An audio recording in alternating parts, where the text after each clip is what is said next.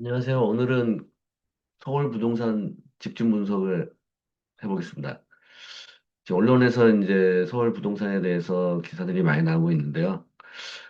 오늘은 이제 머니투데이하고 이제 해서 이제 부동산 기획을 했어요. 보니까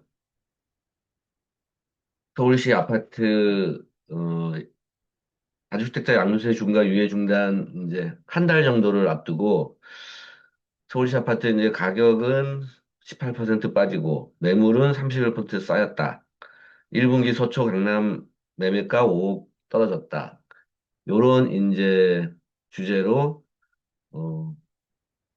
MK 리포트라는 이제 그 기획 시리즈를 지금 쓰고 있는 것 같아요. 근데 이제 언론들이 이제 좀 지금 어, 이재명 정부 초기고 또 이재명 정부가 행정, 입법을 다 장악하고 있잖아요. 그다음에 사법부까지 거의 뭐 지금 장악한 상태로 법 개정이라든가 아니면은 압박을 통해서 장악하고 있어서 사실 이재명 정부의 파워는 역대 어느 정부보다도 어마어마하게 강력합니다.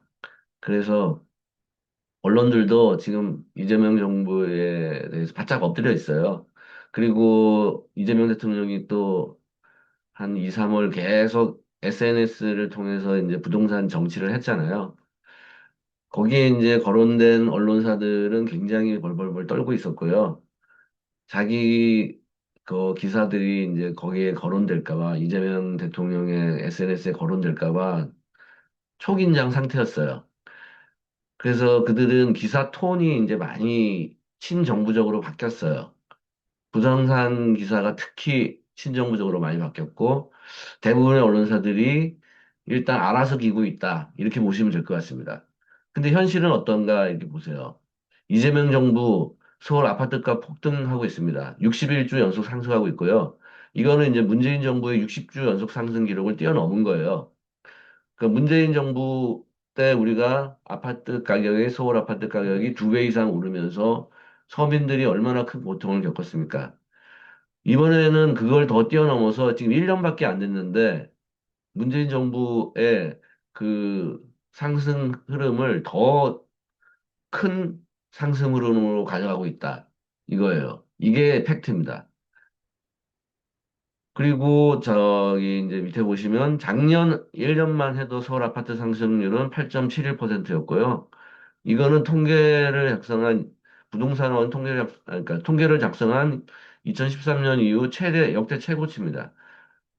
그리고 작년 한 해만 해도 47주 연속 상승했고요. 올해 1분기까지 포함하면 61주 연속 상승했다. 이렇게 보시면 됩니다.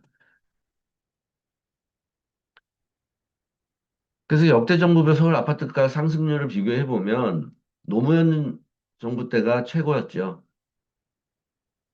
23% 상승했는데 사실상 서울 아파트 가격은 2배 이상 올랐다고 보면 됩니다. 그리고 문재인 정부도 어, 어마어마하게 상승했고요.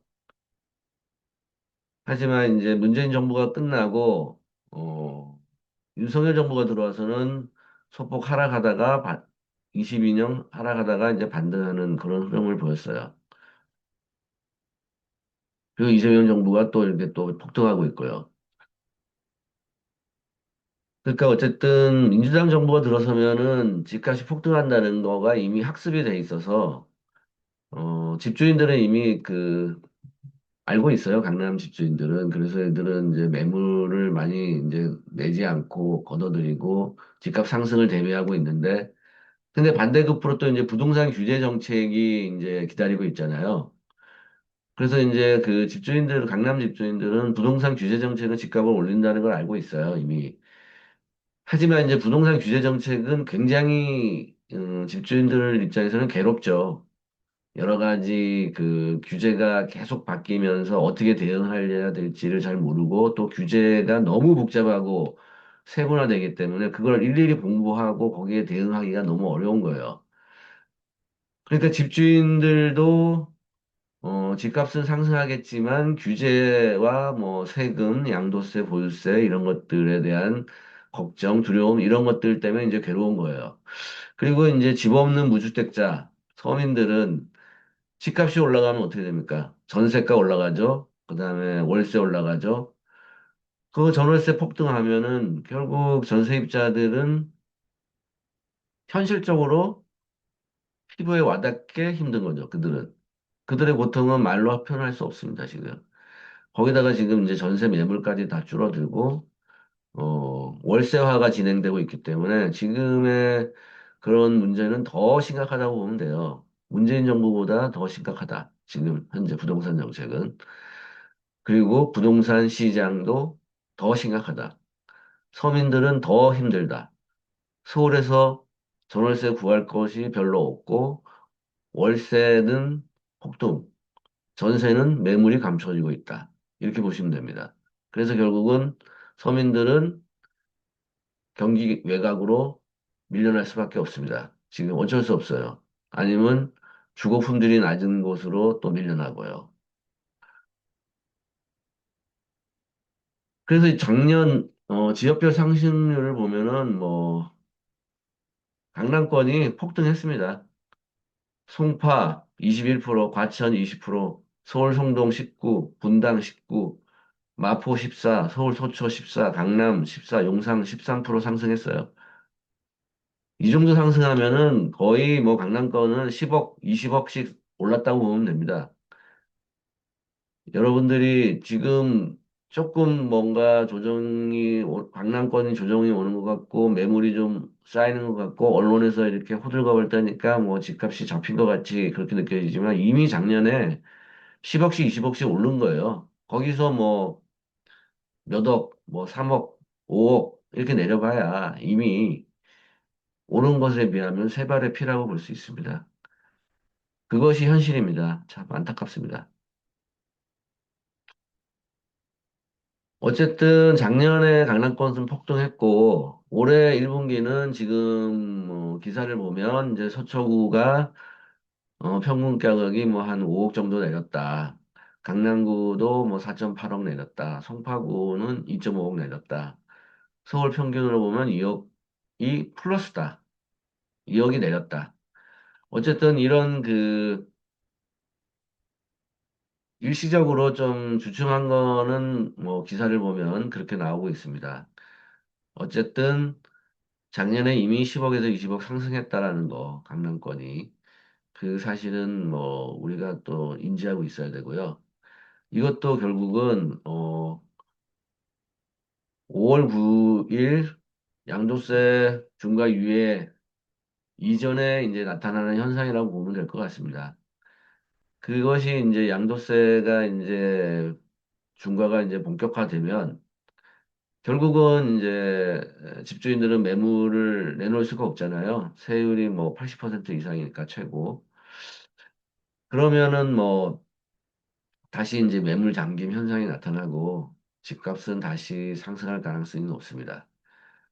어쨌든 그리고 강남권은 이제 하락하고 있지만 지금 1분기 비강남권 이제 10억 이하 아파트들은 여전히 폭등이 진행 중이고 있습니다. 비강남권 주간 상승률을 보면 3월 말 기준에서 동대문구, 강동, 강서, 영등포구, 강남이 아닌 약간의 이제 비강남 지역 이쪽은 어쨌든 계속 상승하고 있다는 거죠.